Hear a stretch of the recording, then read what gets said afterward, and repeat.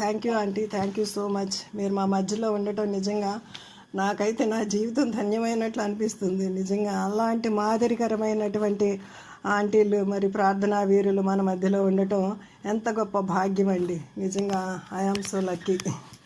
తర్వాత ఈ యొక్క వాక్యాన్ని మనం అందరముని చదువుదాము. మొదటిగా జయా సిస్టర్ మొదటి 5 వచనాలు చదువుతారండి.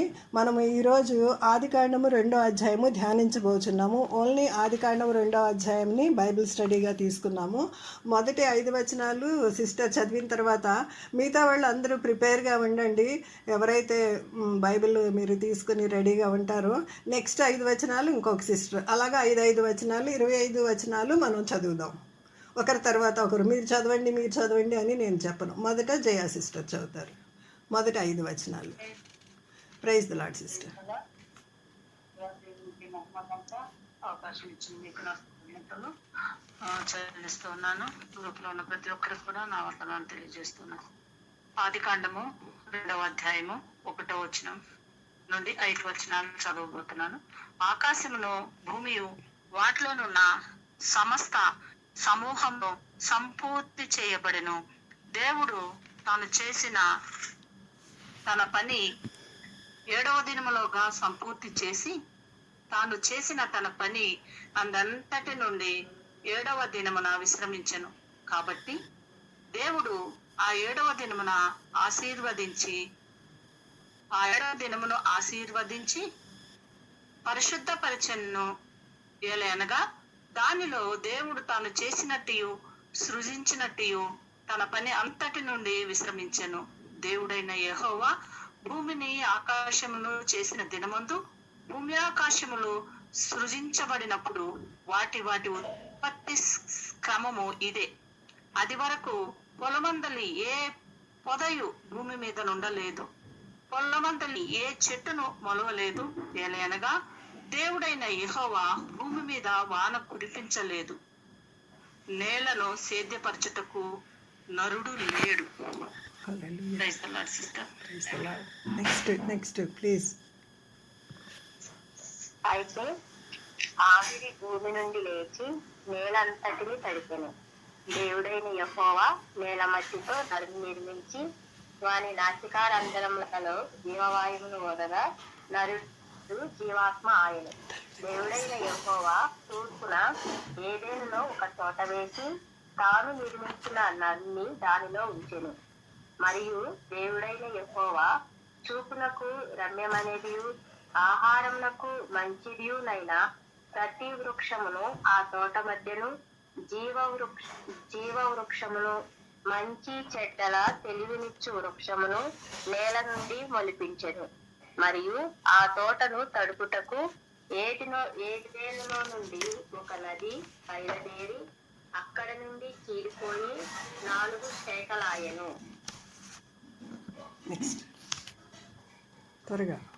మొదటి దాని పేరు పీషోను.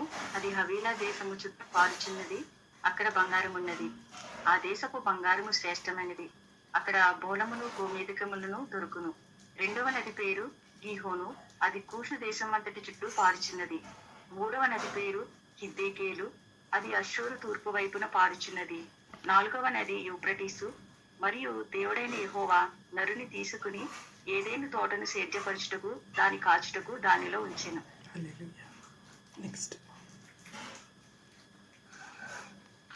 మరియు దేవుడైన యెహోవా ఈ తోటలోనున్న ప్రతి వృక్ష ఫలములను నీవు నిరభ్యంతరముగా తినవచ్చును.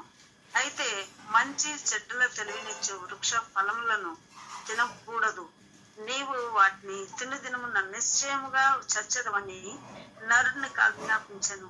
మరియు దేవుడైన యెహోవా నరుడు ఒంటరిగా ఉండట మంచిది కాదు, వానికి సాటి అయిన సహాయమును వాని కొరకు చేయుదుననుకునేను. దేవుడైన యెహోవా ప్రతి భూజంతువులను ప్రతి ఆకాశ పక్షిని నేల నుండి నిర్మించి ఆదాము వాటికి ఏ పేరు పెట్టునో చూచుటకు అతని యొద్దకు వాటిని రప్పించెను. జీవము గల ప్రతి దానికి ఆదాము ఏ పేరు పెట్టెనో ఆ పేరు దానికి కలిగెను. అప్పుడు ఆదాము సమస్త పశువులకును ఆకాశ పక్షులకును సమస్త భూజంతువులకును పేర్లు పెట్టెను. అయినను ఆదామునకు సాటి అయిన సహాయము అతనికి లేకపోయేను. చాలు. అప్పుడు దేవుడైన యెహోవా ఆదామునకు గాఢనిద్ర కలగజేసి అతడు నిద్రించినప్పుడు అతడు కక్కటెంకుల్లో ఒక దాన్ని తీసి ఆ చోటును మాంసంతో పూడ్చివేసెను. తర్వాత దేవుడైన యెహోవా తాను ఆదాము నుండి తీసిన ప్రక్కటెంకను స్త్రీనిగా నిర్మించి ఆమెను ఆదాము వద్దకు తీసుకొని వచ్చెను. అప్పుడు ఆదాము ఇట్లనెను, నా ఎముకల్లో ఒక ఎముక, నా మాంసంలో మాంసము, ఇది నరులో నుండి తీయబడిన గనుక నారి అనబడును. కాబట్టి పురుషుడు తన తల్లిని విడిచి తన భార్యను హత్తుకొను, వారు ఏకశరీరమైంది. అప్పుడు ఆదాము అతని భార్య వారిద్దరూ దిగంబరులుగా ఉండి, అయితే వారు సిగ్గు ఎరుగక ఉండిరి. హల్లెలూయా, హల్లెలూయా. దేవుడి వాక్యాన్ని దీవించునుగాక. ఎంత స్పష్టంగా ఒక్క స్పెల్లింగ్ మిస్టేక్ కూడా లేకుండా ఎంత చక్కగా చదివారంటే ఈచ్ అండ్ ఎవ్రీ సిస్టర్కి నా హృదయపూర్వకమైనటువంటి వందనాలు చెల్లించుకొంచున్నాను. ఎందుకంటే ఇది చిన్న చాప్టరే కాబట్టి నేను చదివించాను. ఒకవేళ పెద్ద చాప్టర్ అయితే కొన్ని మాత్రం చదువుకుందాము. ఈ విధంగా దేవుడు నాకు ఇచ్చినటువంటి ఈ చక్కని అవకాశాన్ని బట్టి దేవునికి వందనాలు చెల్లించుకొంచున్నాను.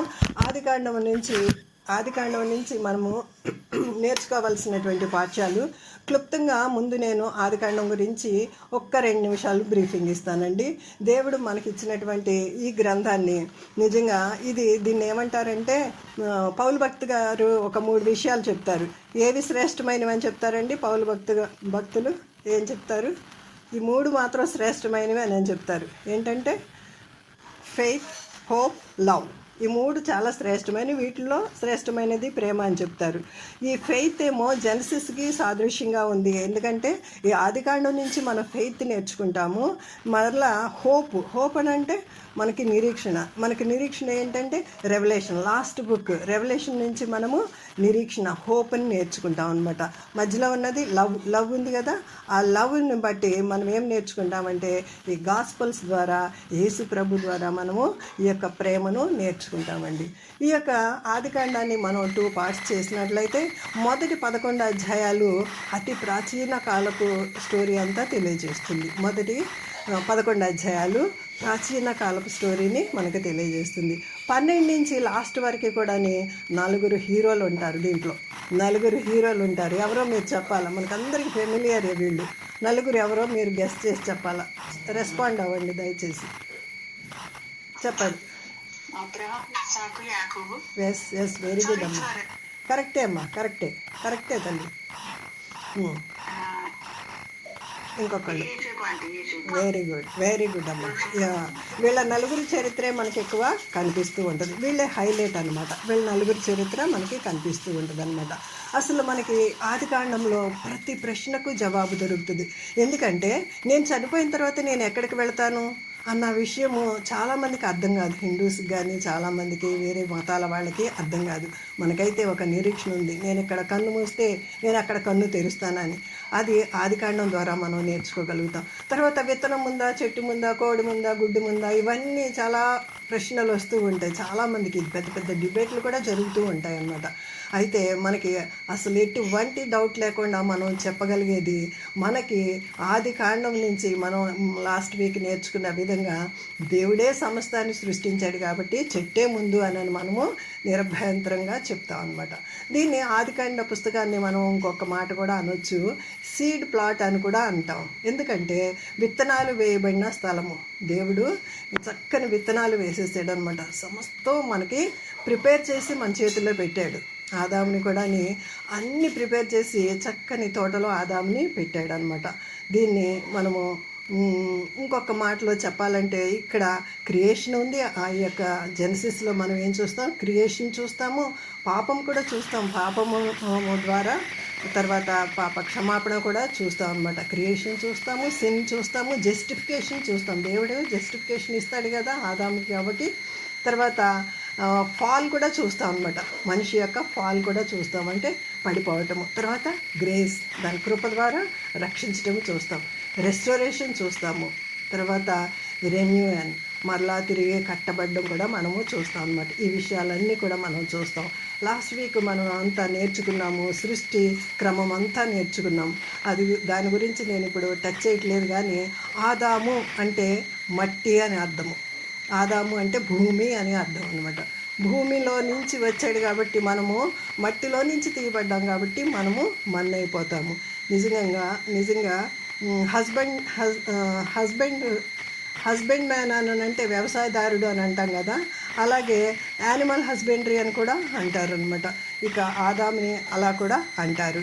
ఇంకా మనం ఇంకొక మాట చూసుకుని 2వ అధ్యాయంలోకి వెళ్ళిపోదాం. ఇప్పుడు 1వ అధ్యాయం నుంచి 11వ అధ్యాయంకు ప్రాచీన కాలం అని చెప్పాను కదా. 12వ అధ్యాయం నుంచి 20వ అధ్యాయం వరకు దయచేసి నోట్ చేసుకునే వాళ్ళు నోట్ చేసుకోండి. 12వ అధ్యాయం నుంచి 20వ అధ్యాయం వరకు మనం అబ్రహాం గురించి చూస్తామండి. నిజంగా అబ్రహాం గురించి, ఆయన ఫెయిత్ గురించి ఎంత మనం విన్నా సరే తక్కువే అనమాట. నిజంగా అబ్రహాం గురించి ఇంకొక మాట నేను తెలుసుకున్నది ఏంటంటే, ఆయన గురించి 43 పుస్తకాల్లో అబ్రహాం గురించి వ్రాయబడి ఉంది. 43 పుస్తకాలు, 39 పాత నిబంధన, దానిలో అబ్రహాం గురించి వ్రాయబడి ఉంటుంది.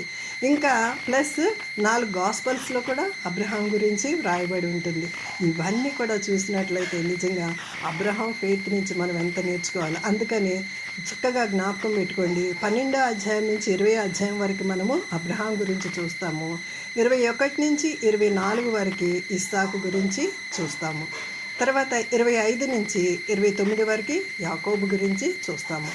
తర్వాత లాస్ట్ ద హీరో ఆయన 30వ అధ్యాయం నుంచి 50వ అధ్యాయం వరకు ఎన్ని చాప్టర్స్ చూడండి.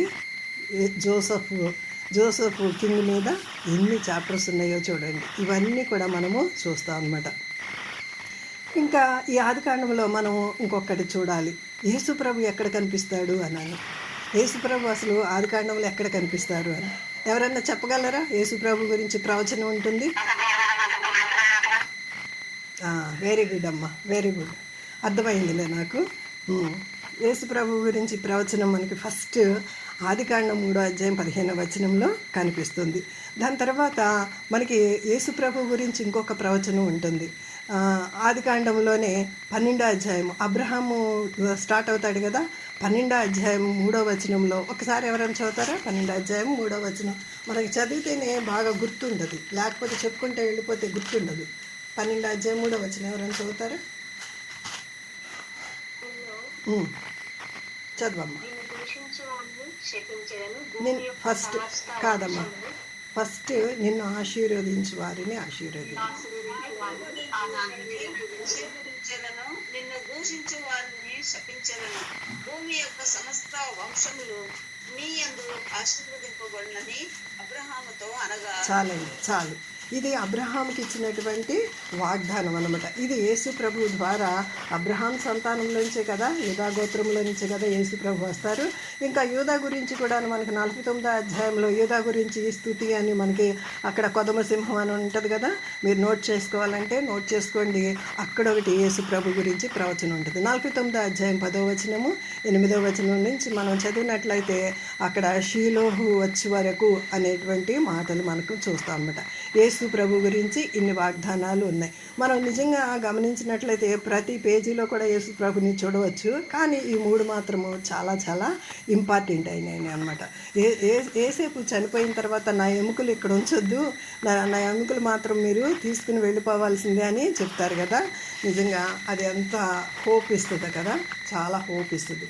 మొదటి వచనాన్ని మనం 2వ అధ్యాయంలోకి వచ్చేద్దాం. అది నేను బ్రీఫింగ్ ఇవ్వాలనుకున్నాను. ఆదికాండం గురించి నేను కొంచెం బ్రీఫింగ్ ఇవ్వాలి అనుకున్నాను అనమాట.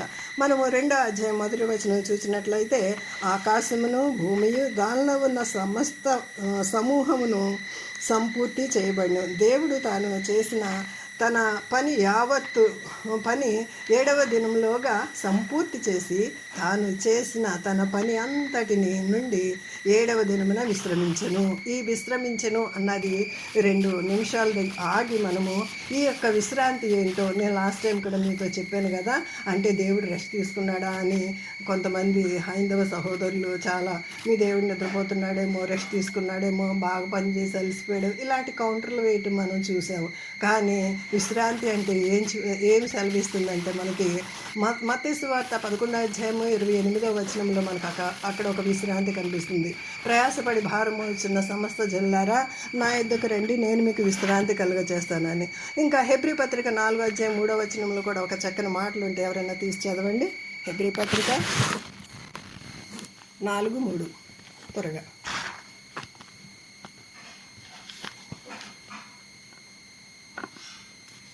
కాగా ఉమ్, జగత్తువాది వేయబడినప్పుడే ఆయన కార్యములన్నీ సంపూర్తి అయి ఉన్నను ఈ విశ్రాంతిని గూర్చి నేను కోపముతో ప్రమాణం చేసినట్టు వారు నా విశ్రాంతిలో ప్రవేశింపరు అని ఆయన చెప్పిన మాట అనుసరించి విశ్వాసులమైన మనము ఆ విశ్రాంతిలో ప్రవేశించుచున్నాము. 4-5 కూడా చదువు, 6 వరకు చదువు. మరియు దేవుడు 7వ దినమందు తన కార్యములన్నిటిని ముగించి విశ్రమించాడు అని 7వ దినమును గురించి ఆయన ఒక చోట చెప్పి ఉన్నాడు.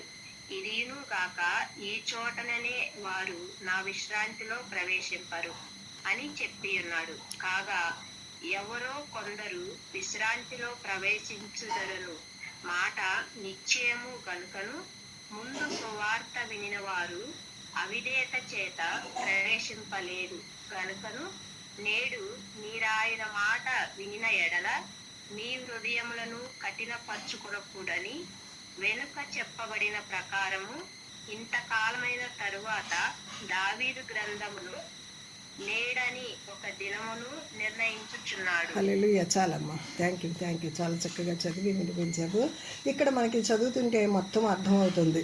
మరి స్టార్టింగ్లో వాళ్ళు నమ్మక విశ్రాంతిలో ప్రవేశించలేదు కానీ పౌలు గారు అంటున్నారు, కాగా ఎవరో కొందరు విశ్రాంతిలో ప్రవేశించుదరన్నమాట నిశ్చయము కదా.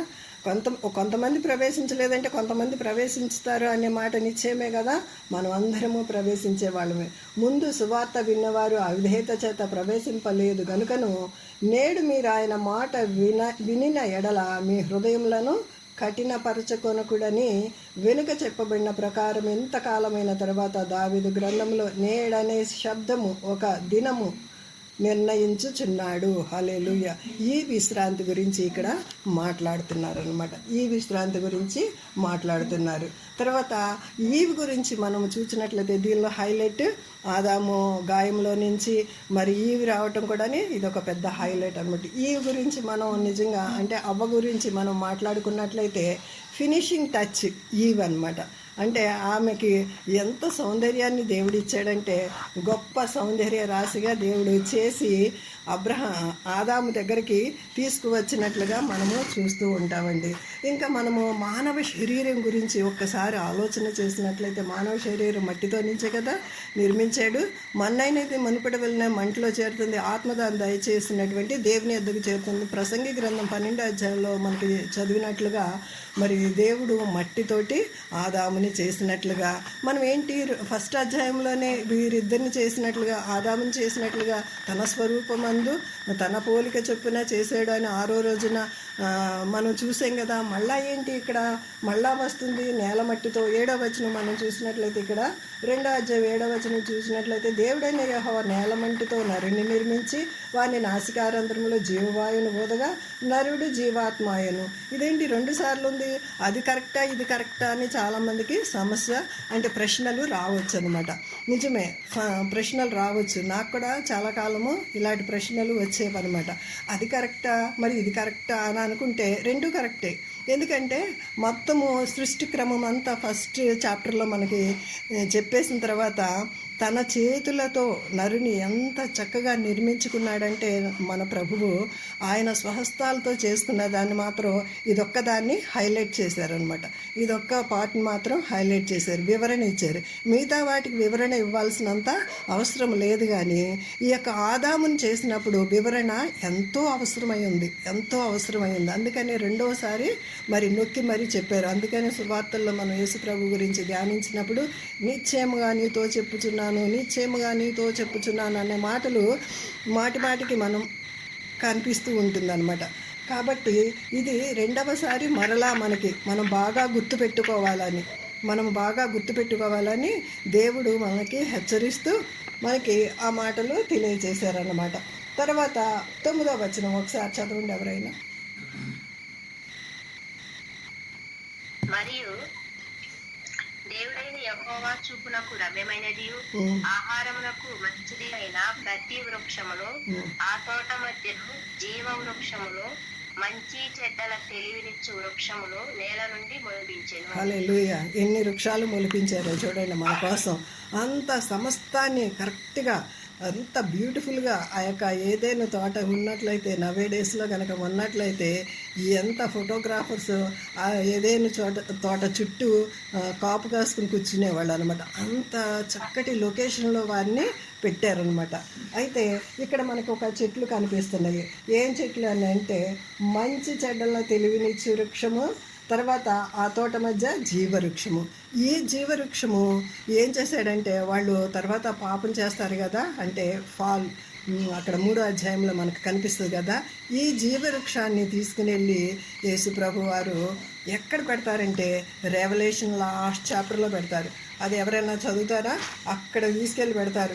నోవాహు కాలంలో జలప్రళయం వచ్చినప్పుడు మొత్తం కొట్టుకుపోయింది కదా, ఈ ఏదైనా తోట కూడా కొట్టుకుపోయింది. కానీ ఆ జీవవృక్షాన్ని మాత్రం తీసుకెళ్ళి ప్రభువారు 22వ అధ్యాయము 2వ వచనం చదవమ్మా.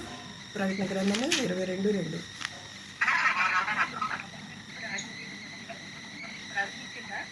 ఆ తరువాత దూత నాకు చూపెను, అది నది యొక్క ఈవలను ఆవలను జీవవృక్షములను, అది నెల నెలకు ఫలించుచు 12 కాపులు కాయను. ఆ వృక్షం యొక్క ఆకులు జనములకు స్వస్థపరిచుటగా నియోగించింది. చాలమ్మా, ఇక్కడ మనకి ఈ యొక్క వృక్షము కనిపిస్తుంది. చాలమ్మా, థ్యాంక్ యూ రా, థ్యాంక్ యూ. తర్వాత ఏమని సెలవిస్తుంది? ఆ నది యొక్క ఈవలను ఆవలను జీవవృక్షం ఉండెను. మనము లోకంలో ఎప్పుడైనా ఎక్కడైనా చదివామండి, చూసామా? నేనైతే ఇండియా మొత్తము తిరిగాను, కానీ దేవుని మహాకృపను బట్టి చాలా పార్కులు కానీ పెద్ద పెద్ద మంచి మంచి స్థలాలకి అంటే దేవుడు చేసిన సృష్టిని చూడవలసిన ప్రదేశాలు, ఇండియాలో ఉన్న హైలైట్ ప్లేసెస్ అన్నీ కూడా చూడడానికి దేవుడు నాకు సహాయం చేశారు, నేను చూశాను. కానీ ఎక్కడ కూడా 12 నెలలు ప్రతి నెల కూడా కాపునిచ్చే చెట్టుని ఎక్కడా చూడలేదు. అది నెల నెలకు ఫలించు 12 కాపులు కాయ చెట్టు మనం ఎక్కడన్నా విన్నామండి? 12 కాపులు కాసేదంట. అది జీవవృక్షం కాబట్టి, దేవుడు నాటినటువంటి చెట్టు కాబట్టి అది 12 నెలలకి కాపునిస్తుంది. ఆ వృక్షం యొక్క ఆకులు కానీ అవన్నీ కూడా జనాల్ని స్వస్థపరచుటకు దేవుడు ఉపయోగించుకుంటున్నట్లుగా మనం చూస్తాము. ఆ యొక్క నోవాహు జలప్రళయంలో ఈ చెట్టు కొట్టుకుని పోలేదనమాట. ఇంకొక మాట నేను హైలైట్ చేయాలి అని అనుకున్నాను. ఇంకొక మాట, ఈ నదుల గురించి 4 నదుల గురించి మనకి తెలుసు అనమాట. చాలాసార్లు ఈ నదులు చాలా గుర్తుపెట్టుకోవాలి. ఇక్కడ చాలా బంగారం ఉంటుంది, శ్రేష్టమైన బంగారం అంతా ఇక్కడే ఉంటుంది, శ్రేష్టమైన బంగారం అంతా ఇక్కడే ఉంటుంది, శ్రేష్టమైన బంగారము అని మనం చదువుకుంటాం కదా. 11వ వచనంలో మనకి ఇక్కడ 10వ వచనం నుంచి మనం చూసినట్లయితే ఈ యొక్క నదిని తడపటానికంట ఒక నది, ఈ యొక్క తోటను తడపడానికి ఒక నది వెళుతుందంట. అది 10వ వచనం చదువుదామా ఒకసారి. 10వ వచనం. ఆ తోటను తడుపుటప్పుడు ఏదైనా ఒక నది బయలుదేరి అక్కడ నుండి చీలిపోయి 4 శాఖలైన మొదటి దాని పేరు చాలే సిస్టర్, చాలే. అక్కడ చాలా మంచి బంగారం ఉందని. ఈ నదుల పేర్లు ఇప్పుడు ఏమీ లేవు, కానీ ఒక్క నది మాత్రం మనకు కనిపిస్తుంది. ఓన్లీ యూఫ్రటీస్ నది మాత్రము మనకి ఇక్కడ కనిపిస్తుంది అనమాట. మిగతా నదులన్నీ కూడా జలప్రళయంలో కొట్టుకుపోయినట్లుగా, అంటే కాలక్రమేణా కొన్ని అంతరించిపోతాయి కదా, కొన్ని సిటీస్ కానీ కొన్ని ఊరులు కానీ అంతరించిపోతాయి కదా. అలాగ అంతరించిపోయినాయి, కానీ దేవుడు గుర్తుగా ఉంచడం కోసం ఒక నదిని మాత్రం ఉంచారు. అది ఇప్పటికీ యూఫ్రటీస్ నది మనకి కనిపిస్తుంది అనమాట. ఇంకొక మాట, తన ప్రియులు నిద్రించుచుండగా యెహోవా వారికి దయచేస్తాడు అనేటువంటి మాట ఇక్కడ మనం ఎక్కడ చూస్తామంటే, ఆదాముకి గాఢ నిద్ర కలుగచేసి మరి అవ్వమ్మని బయటికి తీసుకొచ్చారు కదా. నేను ఈ యొక్క కంపారిజన్ చెప్పేసి నేను ముగించేస్తానండి. ఆదాము కడపటి ఆదాము అయినటువంటి యేసుప్రభువు, మొదటి ఆదాము అయినటువంటి ఈయన గాఢ నిద్ర కలుగచేశారు కదా. గాఢ నిద్ర పోతున్నప్పుడు మనం ఎక్కడ చదువుతామంటే గాఢ నిద్ర. అసలు ఆదాము నాకు ఒక అవ్వ కావాలని దేవుడు ఆదాము అడిగాడా? దేవుడే కావాలని అనుకున్నాడు అనమాట. నిజంగా ఈ మాట చాలా మర్మమైనది. మనకి మన బిడ్డలకి మరి వరుడు కావాలి, అమ్మాయి కావాలి అనేసి చాలా తిరుగుతూ ఉంటాం కదా చాలామంది. కానీ అంతకుముందే కొంతమంది సెలెక్ట్ చేసుకునే వాళ్ళు కూడా ఉంటారు. కానీ దేవునికే మనకన్నా ఎక్కువ తెలుసంట. దేవునికే మనకన్నా మన అవసరత మనకన్నా ఎక్కువ ఆయనకే తెలుసు. అందుకని మన తలంపు పుట్టమునిపే మన ఉద్దేశంలో మన ఊహలో ఏముందో ఆయన సమస్తము ఎరిగి ఉంటాడు. కాబట్టి ఆయనకి నిజంగా ఎంత స్థుతులు చెల్లించినప్పటికీ మనం రుణస్థులమే. ఆదాము యొక్క గాయములో నుంచి అవ్వ వచ్చింది. మనం అందరం కూడా మరి స్త్రీ సంతానం నుంచి పుట్టిన వాళ్ళమే కదండి. కానీ అవ్వ మాత్రము పురుష సంతానం నుంచి వచ్చినట్లుగా మనం ఇక్కడ గమనించగలం.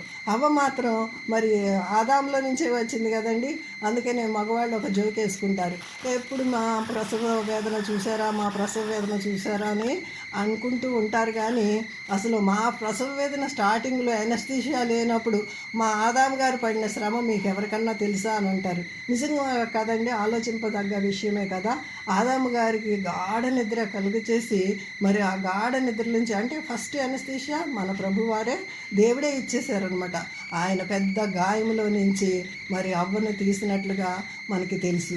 మరి ఆ యొక్క ఎలాగైతే ఆ గాఢ నిద్రలో నుంచి, అంటే మనం మరణాన్ని కూడా నిద్రే అంటాం కదండి, మనం ఇక్కడ కన్ను మూస్తే అక్కడ కన్ను తెరుస్తామని. ఆ విధంగానే యేసు ప్రభు కూడా 3 దినాలు ఆయన నిద్ర, అంటే లేచిన తర్వాత, అంటే సమాధి చేయబడి 3వ దినం లేచిన తర్వాత సంఘం కూడా ఉద్భవిస్తుంది. ఆదాము గాయములో నుంచి అవ్వ వచ్చినట్లుగా నిజంగా కడపటి ఆదామైనటువంటి యేసు ప్రభు ద్వారా మరి సంఘం ఉద్భవిస్తుంది. అది ఎలా చెప్పగలుగుతారు అని అంటే, అపోస్తుల కార్యాలు 1వ అధ్యాయము 14వ వచనం మనం చూసినట్లయితే, ఎవరైనా తీసి చదవండి. అపోస్తుల కార్యాలు 1వ అధ్యాయం 14వ వచనం. వీరందరూ వీరితో కూడా కొందరు స్త్రీలను యేసు తల్లి అయిన మరియయు ఆయన సహోదరులను ఏక మనసుతో ఎడతెగక ప్రార్థన చేయుచుండిరి. ఇంకా చాలమ్మా, 15వ వచనం ఒక్కటే చదువు. ఆ కాలమందు ఇంచుమించు 120 మంది సహోదరులను కూడి ఉండగా పేతురు వారి మధ్య నిలిచి ఇట్లనెను. ఇదంతా మనకు తెలిసిందే. 2వ అధ్యాయం 1వ వచనం చూసినట్లయితే, పెంతెకొస్తేను పండుగ దినం వచ్చిన చదువు. పెంతెకొస్తేను పండుగ దినం వచ్చినప్పుడు అందరూ ఒక చోట కూడి ఉండిరి. అప్పుడు వేగముగా వీచు బలమైన గాలి వంటి ఒక ధ్వని ఆకాశం నుండి అకస్మాత్తుగా వారు కూర్చుండి ఉన్న ఇల్లంతయు నిండెను. చాలమ్మా, చాలు. ఇక్కడ మనం చూసినట్లయితే యేసు ప్రభు వారు చనిపోయి తిరిగి లేచేటప్పటికి వీళ్ళందరూ ఏం చేస్తున్నారు? సంఘముగా కూడి 120 మంది ఎడతెగక ఈ వీళ్ళ దగ్గర నుంచి మొన్న మర్సీ సిస్టర్ ప్రార్థనలో కూడా, ఈ మేడగది అనుభవం మాకు దయచేయండి ప్రభువా, ఇలాంటి ప్రార్థన మా గ్రూప్కి నేర్పించండి ప్రభా, మొదట నాకు నేర్పించండి ప్రభు అన్నప్పుడు అందరి హృదయాలు తాకినాయండి. నిజంగా ఆ మేడగది అనుభవాన్ని మనం కూడా పొందుకొందుము గాక. ఆ మేడగది అనుభవం చూడండి, యేసు ప్రభు ఎప్పుడైతే ప్రాణం పెట్టి 3వ దినాన లేచారో అప్పుడే సంఘం ఉద్భవించింది. మొదటి ఆదాము అయినటువంటి ఆయన గాయం ద్వారా అవ్వ ఏ విధంగా అయితే వచ్చిందో, కడపటి ఆదామైనటువంటి యేసు ప్రభు ఆ గాయం ద్వారా, అంటే ఆయనకే ఒక గాయం కాదు కదండి, ఎన్ని గాయాలైనాయి ఆయనకి? ఎన్నో గాయాలు. ఆయన దేహం అంతా కూడా దున్నబడింది. మన ఐజయా 53 తర్వాత మీరు చదివినట్లయితే అసలు ఆయన దేహము ఎట్లా నలగొట్టబడిందంటే రోమావారి రోకట్లో దంచబడినట్లుగా అయిపోయారనమాట. ఆ ప్రతి గాయంలో నుంచి ఎన్ని సంఘాలు, వందల వేల లక్షల కోట్ల సంఘాలు ఇప్పటి వరకు వస్తూనే ఉన్నాయి. హల్లెలూయా! ఇంత గొప్ప ఆధిక్యత దేవుడు మనకి అనుగ్రహించాడండి. ఇది గొప్ప మర్మము. ఇంకొక మాట మనకి ఇక్కడ యేసుప్రభు పుట్టుక ఒక చోటే ఉంటుంది, ఒకే వచనంలో ఉంటుంది. మరి ఆయన యొక్క తిరిగి రావటము ఒకే వచనంలో ఉంటుంది. తర్వాత ఆయన పునరుద్ధానం కూడా ఒకే వచనంలో ఉంటుంది. 22, 23 వచనాలు మనం చూసుకున్నట్లయితే ఒకసారి చదవండమ్మా. 2వ అధ్యాయము 22, 23 వచనాలు. తర్వాత దేవుడైన యెహోవా తాను ఆదాము నుండి తీసిన ప్రకటనలో దీనిగా నిర్మించి ఆమెను ఆదాము నగరకు తీసుకుని వచ్చాడు. అప్పుడు అప్పుడు ఆదాము ఇట్లా మా ఎముకలో ఒక ఎముక, మా మాంసంలో మాంసము, ఇది నరంలో నుండి తీయబడింది కనుక నాది అనబడింది. అనబడిన ఎలాగంటే మన చాలా తల్లి తండ్రి తల్లిని తండ్రిని విడిచి వారు భార్యను హత్తుకోవాలి. ఇక్కడ మనకి ఈ 3 ఒక్క వచనంలో ఎలా కనిపిస్తున్నాయి అంటే ఇక్కడ అవ్వమ్మ పుట్టినట్లు చూస్తున్నాము, మరి తిరిగి లేచినట్లుగా కూడా, మరి ఆదాము చనిపోయి తిరిగి లేచినట్లుగా అంటే గాఢ నిద్ర. అక్కడ అబ్రహాముని కూడా ఒక్క వచనం నేను మీకు చూపిస్తాను రండి, టైం అయిపోతుంది, ఎక్కువ టైం తీసుకొని నేను ఆదికాండం 12వ అధ్యాయంలో 15వ అధ్యాయం 12వ వచనం ఒక్క మాట చదువుకున్నాం. గాఢ నిద్ర కలిగినప్పుడు అబ్రహాము కూడా దేవుడు ఇచ్చినటువంటి ఒక చక్కని వాగ్దానం ఉంటుంది ఇక్కడ. నిజంగా పోయినప్పుడు అబ్రహామునకు గాఢ నిద్ర పట్టెను. భయంకరమైన ఆ కటిక చీకటి అతనికి కమ్మగా, ఆయన సంతతి వారు తమ కాని పరదేశమందు నివసించి ఆ దేశపు వారికి దాసులు పొందురు. వారు 400 సంవత్సరాలు వీరిని శ్రమ పెట్టుకుని మరలా నేను వారిని, ఈ వాగ్దానం మనకు తెలిసిందే కదా. ఇట్లా గాఢ నిద్ర, బైబిల్లో ఇంకా చాలా గాఢ నిద్రలు ఉన్నాయి. ఈ గాఢ నిద్ర గురించి తీసుకున్నట్లయితే ఇంకొక పెద్ద సబ్జెక్ట్ అవుతుంది. అయితే గాఢ నిద్ర నిద్రించినప్పుడు యేసు ప్రభు మనకి ఇచ్చినటువంటి ఒక వాగ్దానం కూడా ఉంది. తన ప్రియులు నిద్రించుచుండగా యెహోవా వారికి అనుగ్రహించిన 127వ కీర్తన మనందరికీ బాగా ఫెమిలియర్ అయినటువంటి వచనమే, మనకు తెలుసు కదా. నిజంగా మనం నిద్రపోతూ ఉన్నప్పుడు దేవుడు మన కొరకు ఎన్ని ప్రేయర్ రిక్వెస్ట్లు అయితే మనం పెడుతున్నామో, ఎంత అయితే ప్రార్థన చేస్తున్నామో, ఎంత కన్నీరు కారుస్తున్నామో, అదంతా ఆయన బంగారు పాత్రలో తీసుకుని పరిశుద్ధుల ప్రార్థనలు ఇవి అని రెవల్యూషన్లో ఒక చక్కని మాట మనం చూడగలుగుతాం. నిజంగా ఎంత ప్రార్థన చేస్తే, ఎంత దేవునికి వాక్యాన్ని ధ్యానిస్తే అంత ప్రియులుగా మనము ఉంటామండి. అందుకే తన ప్రియులు నిద్రించుచుండగా దేవుడు వారికి ఇస్తున్నాడు అనేటువంటి వాక్యాన్ని చూస్తాం. ఆదాముకి గాఢ నిద్ర కలిగినప్పుడు ఎంత చక్కని సుందరమైనటువంటి ఆ యొక్క అవ్వని తీసుకుని వచ్చి ఆయనకి ఆదాము అడగలేదు, ఆయనే ఇచ్చారు కదా. ఆ విధంగా దేవుడు మనకు కూడా కావలసినవన్నీ కూడానండి, మనం చింత యావత్తు కూడాని, మీ పనుల భారం కానీ మీ చింత యావత్తు కానీ నా మీద వేయండి ప్రభు మనకు వాగ్దానాలు ఇస్తుంటే, మనము ఆ చిన్న వాటిని ఇది కావాలి అది కావాలని మెన్షన్ చేస్తూ చెయ్యాలి. అడుగుడి మీకు ఇవ్వండి, వెదకుడి దొరికిన తట్టుడి తీయబడిన వాగ్దానాలు ఉన్నాయి, అడగాలి. కానీ అదే మెయిన్గా అడగకూడదు అనమాట. ఇంకా శ్రేష్టమైనవి ఎన్నో దేవుడు మన కొరకు సిద్ధపరిచించాడు. కంటికి కనబడినవి, చెవికి వినబడినవి, మనిషి హృదయానికి కూడా గోచరం కానివెన్నో దేవుడు మన కొరకు సిద్ధపరిచించాడు. ఇంకొక మాట ఆదాము గురించి చదువుకున్నాం రండి. ఆదాము ఏ పేరు పెట్టినో ఆ పేరు 19వ వచనం 2:19 ఒక్క మాట చదువుకున్నారండి ఆదాము గురించి. దేవుడైన యెహోవా ప్రతి భూజంతువును ప్రతి ఆకాశ పక్షిని నేల నుండి నిర్మించి ఆదాము వాటికి ఏ పేరు పెట్టినో చూచుటకు అతని యొద్దకు వాటిని రప్పించెను. జీవము గల ప్రతిదానికి ఆదాము ఏ పేరు పెట్టినో ఆ పేరు దానికి కలిగింది. హల్లెలూయా. అసలు మనం అనుకుంటాము ఒక 100 వాటి పేర్లు పెట్టుంటాడేమో. నా యొక్క ఇమాజినేషన్ అంతవరకే ఉందండి. ఒకవేళ ఒక 100 వాటికి పేర్లు పెట్టుంటాడేమో ఆదాము. వాటన్నిటిని జంతువుల్ని పిలిస్తే మళ్ళీ వచ్చేసి ఉండుంటాయా అనుకున్నాను. కానీ నిజంగా డీప్ స్టడీ చేసినప్పుడు ఈ యొక్క వచనాన్ని గురించి దేవుడు నాకు ఇచ్చినటువంటి ప్రత్యక్షత ఏంటంటే 8 కోట్ల వాటికి పేర్లు పెట్టాడంట ఆదాము. 8 కోట్లకి పేర్లు పెట్టి వాటిని ఆ పేర్లతో మళ్ళీ పిలిచి దేవుడు కన్ఫర్మ్ చేసుకున్నాడు అనమాట. మరి వాటన్నిటికీ దేవుడే పేర్లు పెట్టచ్చు కదా. నిజంగా ఇక్కడ ఎంత గొప్ప మర్మము దాగి ఉందండి. దేవుడు పెట్టలేదు, కొంత బాధ్యత మనకు కూడా ఇచ్చాడండి. సువార్త ప్రకటించే బాధ్యత కూడా దేవుడు మనకి ఇచ్చాడు. సువార్త ప్రకటించే బాధ్యత మనది, రక్షించే బాధ్యత ఆయనదనమాట.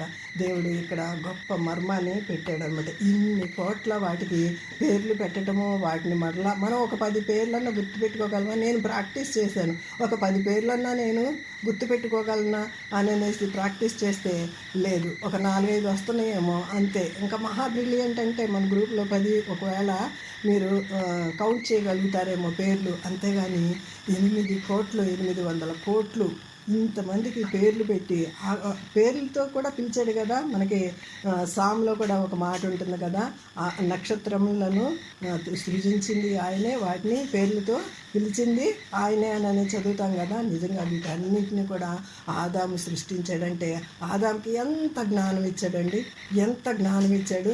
ఆ జ్ఞానం అంతా కూడా దేవుడు మనకిచ్చాడు. మన జ్ఞానాన్నంట మనము ఓన్లీ 0.1% మనం ఉపయోగించుకుంటున్నాం, మిగతాది ఏమీ ఉపయోగించుకోవట్లే. అట్లా మనం పెట్టేసి ఉంచామన్నమాట. నిజంగా మన బుర్రలకి నిజంగా షార్ప్ చేసుకోవాలంటే ఎంతో మెటీరియల్ ఈ బుర్రలో మనము దాచుకోవచ్చు. కానీ మనకి ధ్యాస అంతా వేరే వాటి మీద ఉంటుంది కాబట్టి మనకు వాక్యము బుర్రలోకి ఎక్కదన్నమాట. ఎప్పుడైతే మనం వాక్యం పట్ల ఆశ కలిగి, ఆసక్తి కలిగి, నేను ఎంతోసేపు చదువుతాను కానీ ప్రభువా నాకు గుర్తుంటలేదు, ప్రభువా నాకు గుర్తుంటలేదు, నేను ఎన్నోసార్లు ప్రభు సన్నిధిలో ఏడ్చాను కూడా. నాకు ఎందుకంటే పెద్దగా అంటే ఇంటి గురించి ఇది చెయ్యాలి అది చేయాలి అని పెద్దగా నేను చెయ్యను, అంత బ్రదర్ చూసుకుంటారు కాబట్టి నాకు దేవుడు ఎంతో సమయం ఇచ్చాడు. ఎంతో వాక్యం చదువుతాను, ప్రభా ఇది గుర్తుంటలేదు ప్రభా నాకు జ్ఞాపకం చేయి ప్రభా. అనేక సార్లు నేను ప్రభు సన్నిధిలో ఏడుస్తూ ఉంటాను అనమాట. మరి నిజంగా అలాంటి ఏడుపు కనుక మనం ఏడవగలిగితే దేవుడు అనేక విషయాలు మనకి ఆలోచన ఇస్తాడు, జ్ఞానాన్ని ఇస్తాడు. ఆదాముకి ఇచ్చినటువంటి జ్ఞానం మనం కూడా పొందుకోవడానికి దేవుడు మనకి సహాయం చేస్తూ ఉంటాడు. ఈ విధంగా 2వ అధ్యాయంలో మనము హైలైట్స్ని మనము చూడగలుగుతామండి. నిజంగా ఆదాము ఎంత శ్రమ పొంది ఉంటాడో కదా. ఆ గాయం చేసినప్పుడు దేవుడు దాన్ని పూడ్చినప్పుడు ఆదాము నుంచి వచ్చినటువంటి అవ్వకి ఎంత శ్రేష్టత ఉందో మరి యేసు ప్రభు నుంచి తీయబడినటువంటి 1 కొరింథీ పత్రిక 6వ అధ్యాయం లాస్ట్ వచనం, మన దేహము మనం విలువ పెట్టి కొనబడినది. ఒకసారి చదువుకుని ముగించుకుందామండి, ఈ మాట చదువుకుని ముగించుకుందాము. ఇంకా దేవుని చిత్తమైతే నెక్స్ట్ వీక్ ఇంకా విపులంగా మన సిస్టర్ మనకి 3వ అధ్యాయాన్ని వివరిస్తారు. రోమాపత్రిక 6 ఆఖరి వచనం అమ్మ చదువు. 1 కొరింథీ పత్రిక, నేను రోమా అన్నట్లున్నాను కదా. 1 కొరింథీ పత్రిక 6:19, మీ దేహము దేవుని వలన మీకు అనుగ్రహింపబడి మీలో ఉన్న పరిశుద్ధాత్మక ఆలయమై ఉన్నదని మీరు ఎరుగరా. మీరు మీ సొత్తు కాదు, మీరు విలువ పెట్టి కొనబడిన వారు గనుక మీ దేహముతో దేవుని మహిమపరచుడి. దేహం దేవుంది అని అనుకుంటాం కానీ మన వస్త్రధారణ కానీ మన దేహము కానీ విలువ పెట్టి కొనబడిన వాళ్ళం కాబట్టి ఇతరులు మనల్ని చూసినప్పుడు నిజంగా వీరు చాలా ప్రార్థనా పరులు, వీరు చాలా భక్తి గల వాళ్ళు అని ఇతరులు మనుషులు కూడా మన సత్క్రియలను చూసి పరలోకమందున మన తండ్రిని మహింపరిచినట్లు వారి ఎదుట మీ వెలుగు ప్రకాశింపనియండి అని అన్నారు. కాబట్టి మన దేహంలో జరిగించేటువంటి మన తలంపులే కానీ మన ఊహలే కానీ మన ఉద్దేశాలే కానీ మన మాటలే కానీ మన క్యారెక్టరే కానీ మన వస్త్రధారణే కానీ ప్రతిదీ దేవునికి మహిమకరంగా ఉండాలి. మనం ఒకవేళ వాక్యాన్ని బోధించలేకపోవచ్చు కానీ మన నిజమైన ప్రవర్తన మన నిజమైన ప్రవర్తన ద్వారా మరి దేవుణ్ణి క్రీస్తు ప్రభుని అనేకులకి మనము చూపించవచ్చును, అనేకుల్ని రాబట్టవచ్చును. మరి అట్టి కృప మనకు దేవుడు దయచేయును గాక. Hallelujah, amen. Over to you.